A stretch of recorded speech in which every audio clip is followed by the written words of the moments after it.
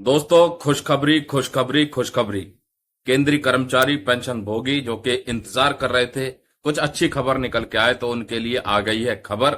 विस्तार से इस खबर को बताऊंगा कि किस तरह से सेंट्रल गवर्नमेंट एम्प्लॉयज और पेंशनर्स की सैलरी और पेंशन से जुड़ी ये खबर है।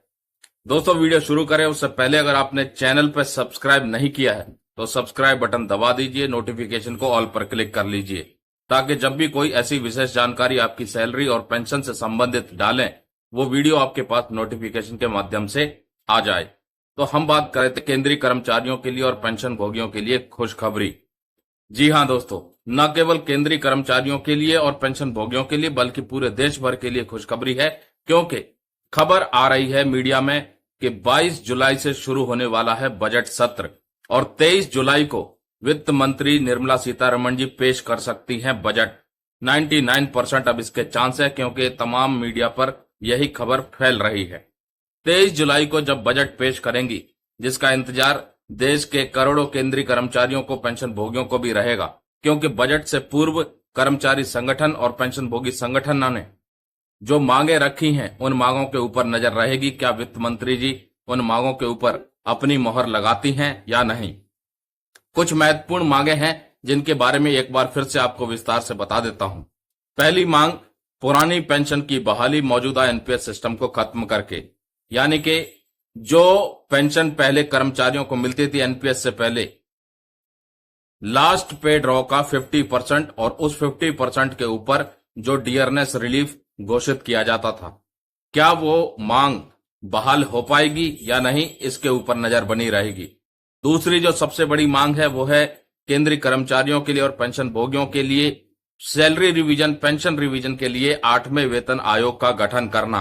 तो क्या इस मांग के ऊपर भी कुछ महत्वपूर्ण फैसला या कोई प्रावधान वित्त मंत्री जी पेश करेंगी या नहीं, इसके ऊपर भी नजर बनी रहेगी। तीसरी जो कॉमन मांग है सभी कर्मचारियों के लिए, पेंशन भोगियों के लिए, वो है 18 महीने का महंगाई भत्ता और महंगाई राहत का एरियर का बकाये का भुगतान। इसके ऊपर नजर बनी रहेगी। क्या वित्त मंत्री जी इस बार के बजट सत्र में 18 महीने के डीए और डीआर के एरियर के बकाये का जो धनराशि है उसको अलग से आवंटित करती हैं भुगतान के लिए या नहीं।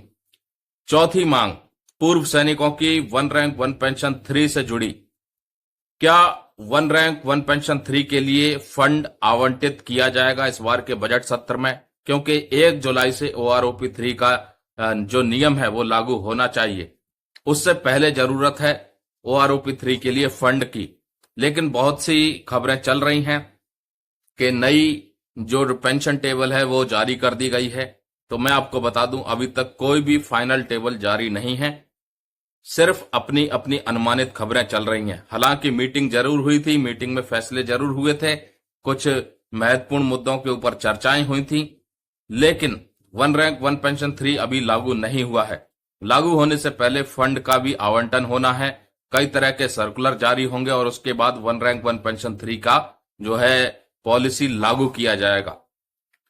इसके अलावा केंद्रीय कर्मचारियों के लिए और पेंशन भोगियों के लिए 2 और महत्वपूर्ण मुद्दे हैं जिनके ऊपर नजर बनी रहेगी कि वित्त मंत्री क्या फैसला लेती हैं। पहला, जो कम्यूटेशन की रिकवरी 15 साल की हो रही है, क्या उसमें कुछ कमी आएगी, क्या वो 12 साल तक सीमित हो जाएगी और 12 साल के बाद क्या फुल पेंशन रिस्टोर हो जाएगी, ये भी देखना बाकी है।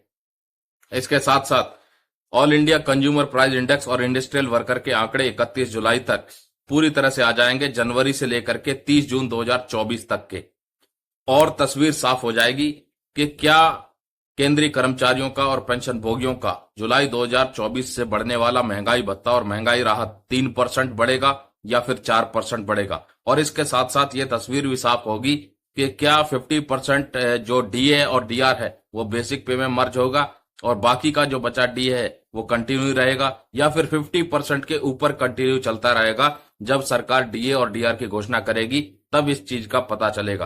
तो दोस्तों, बहुत सी महत्वपूर्ण मुद्दों के ऊपर स्पष्टीकरण आना है और कहीं ना कहीं ये खुशखबरी जरूर है कि 23 जुलाई को वित्त मंत्री निर्मला सीतारमण जी अपना बजट पेश कर सकती हैं, जिसमें कि इन महत्वपूर्ण विषयों के ऊपर क्या फैसला होता है सरकार का उसके बारे में पता चलेगा।